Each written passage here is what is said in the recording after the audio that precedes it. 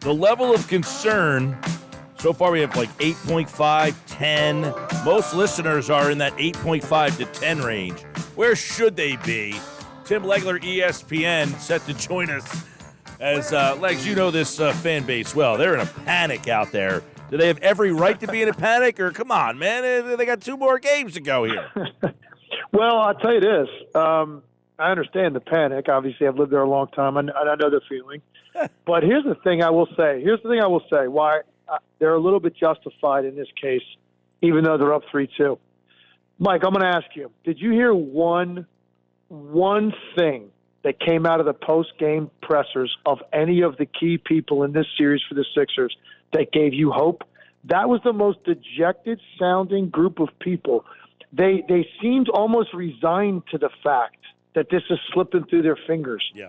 Teams that portray confidence to their fan base in that situation don't sound like that. They sound like this. Man, listen, I can't explain it. We were terrible tonight. We didn't get it done. I'm pissed off, and guess what? You're going to see a lot better performance out of us next when we go up to Toronto. I promise you that. You don't guarantee a win or anything, but the words coming out of their mouths and the way they were slumped over and how soft-spoken they were, that bothered me probably as much as anything other than how atrocious the Sixers' rotations were on defense. How much of that, in your mind, Tim, is the fact that when that thumb injury was announced, that the realization hit, we're not good enough. We can't make a run without him being the man. Yeah, I mean, I think that obviously was a jolt because you're saying, all right, we're riding this guy, especially as inconsistent as Harden's been and the way he's playing coming in, nobody had great faith that he was just going to dial it up, and his playoff history is not great in pressure situations, so nobody was that confident in that. I mean, they feel good about Maxey, and Tobias, they're like, okay, he'll be solid. He'll do what he does. So it's really Embiid. We're going to ride Embiid, and he's been a complete difference maker this year and separated himself from the league and being such a unique force, a combination of power and finesse. Like nobody else has one of those. We have one in Philly. So when that came out, you're like, oh, man, okay, he's going to be diminished. How bad is it going to be? And I was worried because I know I played with a ligament tear in my hand, opposite him, my left hand. And the problem is he just gets hit all the time. And so even though, catching it, it hurts a little bit. Handling the ball for him, shooting it, it's going to hurt a little bit. What really bothers you is all the traffic and gets whacked and raked and hit. And it just throbs. And it gets to the point where now it is affecting your ability to finish shots. And so I was worried about it. It's definitely a factor. But listen, even with Embiid limited, you've got James Harden on your team. You've got Tyrese Maxey on your team. They don't have Fred VanVleet. You got to win that game. It's that simple. You've got to win that game. And I think the fact that they didn't, knowing that it might get worse each night the rest of this series for Embiid, I think that's why they sounded the way that they did. I actually think, Mike, they've got a better chance of winning Game 6 than Game 7. I was just going to bring up to you, almost Game 6, you can't have the same feeling that you had losing Game 7 last year. You're right back to square one. You almost, if you get it back to Game 7, the pressure of being the first team to ever lose a 3-0 lead, Doc Rivers, his history, losing Game 7 on your own floor last year, how much of that seeps in if you don't win on Thursday night? If you lose Thursday and you come back home, it's going to be the ghosts of the Hawks past. You're going to see Hawks like standing all over. They're going to be Hawks flying above their cars driving into the arena because you're going to be taken right back to where you were last year against that team, losing 3 games at home in that series, including a Game 7. And just listen, one thing I'll say about the Philadelphia fan base, and I say it all the time, like it's such a different market. It's unlike anything that James Harden's ever experienced.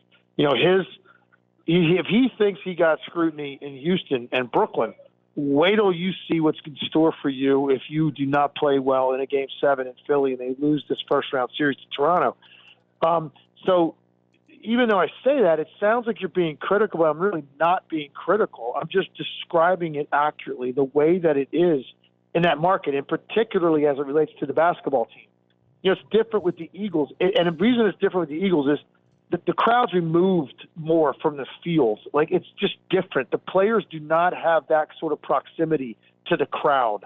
And so the pressure on a basketball team in that situation at home when they've had a lot of failures, to me, exponentially more impactful if things start to go south and the crowd turns a little bit. I think it's way more impactful in a basketball game than any other sport, team sport. And that's why that's hanging over their head. If they get to a Game 7 and they get off to a slow start and James Harden turns down 2 or 3 opportunities early to be aggressive, that thing's going to – it's going to be literally a death march to the final buzzer. Tim Legler, ESPN. So you mentioned Van Vliet didn't play. That almost played into Toronto's hands. They go bigger. All right. So that's a problem. Does Doc Rivers have an adjustment to make? These series are all adjustments. They do this, you do this. Now, Toronto was playing short-handed for the first couple games, so they've added pieces. Well, now you've seen what they look like with this bigger lineup. Does Doc have an adjustment, or is he going to have to just count on Embiid to be better? Embiid obviously has to dominate, but you're talking about they're putting lineups on the floor. Their biggest guy is Siakam. He weighs 142 pounds, soaking wet. You got guys like Scotty Barnes and Precious Achiuwa that are out there that are switching on to him and guarding him. No, if this is Embiid, because here's one thing that bothered me the other night. It wasn't just a hand, and I think pressure does this. I'm to explain this to people because they use the word flat to describe them. They were not flat. They were being affected by pressure. It affects you physiologically, and I thought I saw that in Embiid. I haven't seen him look tired all year. That's why I was praising him all year, because he had such a transformation in his stamina, his ability to play strong for 48 minutes, play power basketball, go into the paint late, not drift out to the three-point line that he did in the past. He was a different player. He was relentless this year. The other night, he looked exactly like he's looked the last 2-3 years in the postseason, tired, grabbing his shorts at the foul line when someone's shooting at 5 minutes into the game. And you know what that's caused by? Pressure, stress. It makes you breathe differently. So he didn't want to be the same guy the other night that he's been, regardless of the hand. But obviously, he needs to win those matchups when you're being guarded by guys 6'7", 6'8". You got to go down there and punish them. And if you don't, it's because they throw all these bodies at you. Well, then look, if they're going to miss a bunch of wide open threes, you can't win. So if he's going to dominate, throw bodies at him, go ahead. Now you got to knock down 3-point shots. It's very simple when it gets to that. Now look, a couple other things.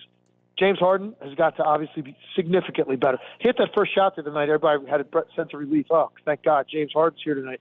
No, that was the last you really saw of him pretty much the entire game. He's got to be aggressive early. He's got to get into a rhythm. He's got to get people relaxed in that crowd to make them understand. If he gets to a Game 7, I'm here. I'm here tonight. Don't worry about me. And so that's important. And then the final component, Mike, even if Embiid is limited, he's not dominant. James Harden is just okay.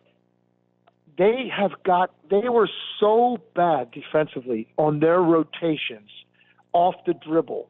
It was embarrassing. Well, let me ask you something.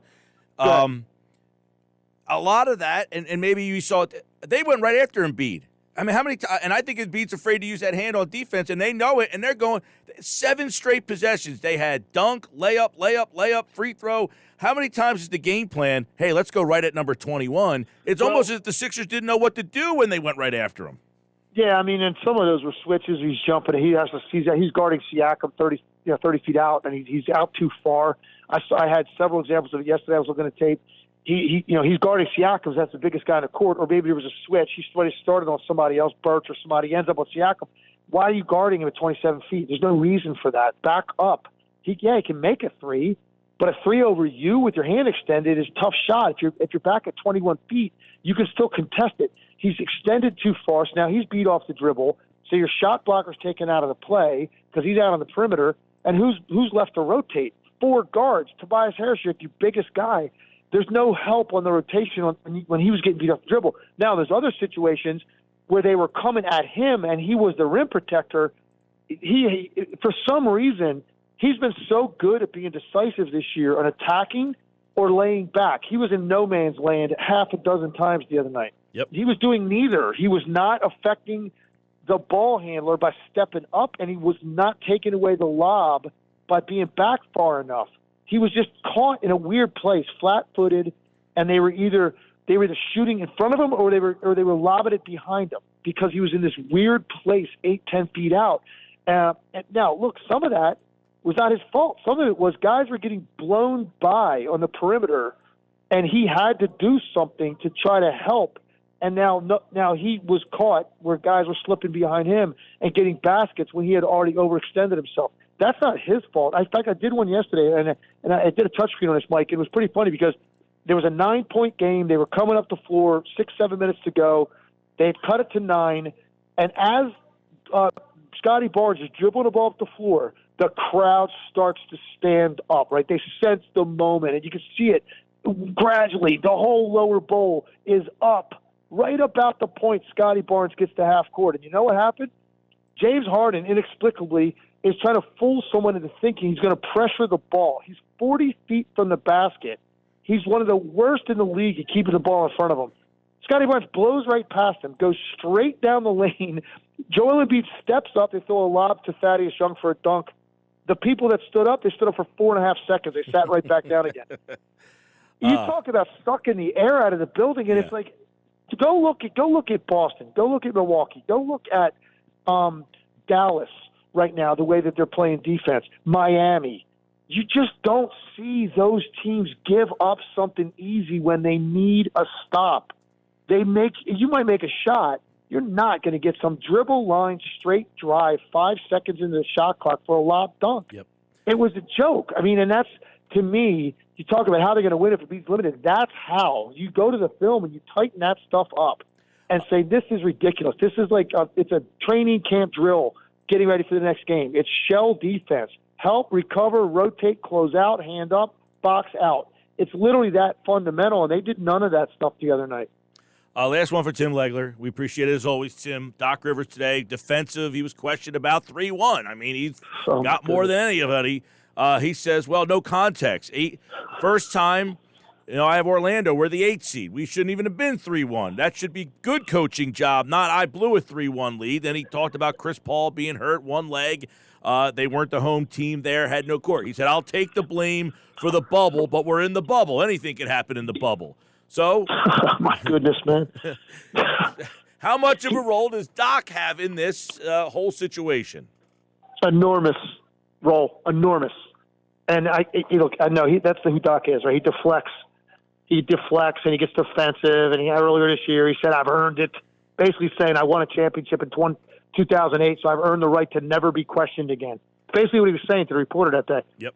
That's what Doc's doing right now. He's defensive. His hair's up on his neck because he's insecure, because he sees what's going on and what could potentially happen. This is a disaster if this happens. And maybe this year, if it happens, he'll blame it on Embiid's thumb or something else. And so the distractions of Simmons, who knows what he'll use. But the bottom line is, I think right now, those players are not looking into the eyes of someone that is providing them assurance that he knows what to do. And I think that is why you hear them talk the way they did after the game the other night. It's not self-assurance. It's not like you're supposed to look into the eyes of your coach in any situation and feel like, hey, they just went on a 6-0 run. There's a timeout. When I'm walking over to the bench, I'm going to get some good answers here in the next 2.5 minutes to figure out what's going on, and we're going to be able to adjust it. And I just don't sense right now that anybody feels that. So he's got a lot of responsibility in that. You've got to instill confidence in your team that you and your staff are going to help them get through this. Not like, I don't know what's going on. I don't know what to tell you. Be better. It's like that's not enough. So he bears an enormous responsibility coming into the playoffs. I've been saying it repeatedly. Embiid has had failed moments in the playoffs. Harden's had several. Doc's had several. You got 3 main components in this series on the Sixers side have all had moments where they failed under pressure, and collectively they've got a lot to prove. So all of those guys are feeling it, and Doc is feeling it in a big way, and that's why he's as defensive as he is. Tim Legler. By the way, watching that game last night, Brandon Ingram would look nice in Philly instead of Ben Simmons, and Mikal Bridges would look nice in Philly instead of Zaire Smith. Just saying. Well, wait, you didn't even mention you left Tatum off the list, and let's go down. Well, that was even like that one. I think I'm like over by now. Like you got so ripped off in that one. I couldn't. Well, but I'm just saying. You think about it. You're talking about moves where all you had to do was stay where you were, and in the case of Bridges, do what you did and just keep them. In the case of Tatum, just keep the pick and draft Tatum. Bridges turned into Harris. Bridges turned into Harris because the pick they got in that trade, they traded to get Harris. So hindsight, at that point, you got Harris. You thought he was like, hey, he was a player, and you didn't know what Bridges was going to be. Well, Bridges has turned into a great player. Harris, I don't know. I don't know what the heck he is. I mean, he plays good. He doesn't. I probably would rather have Bridges than Harris. You know what's crazy, Mike? You know what's crazy, man? My last point here, I got to get to the Sports Center stuff, but my last point is, you know what's crazy? We're talking like this, and you can't help it, but they're up 3-2. That's what's insane. Yeah. They're up 3-2. They didn't lose like last night. Memphis almost lost Game 5 at home. Now you got a chance to get closed out on the road. That's desperation. Like, that's when you feel completely like, oh, my God, we let an opportunity slip through our fingers. They're up 3-2, but it's because of the history. Last year, the individual components in this series we've just talked about, the history makes you immediately think sky's falling and this thing's headed in an unprecedented direction. And that's what's crazy because they're still up 3-2. Tim Legler, big time in me for Sports Center. I appreciate it, Tim. Got it, Mike. Take care, bud. Tim Legler, everybody, here on the Sports Bash Live 97.3 ESPN.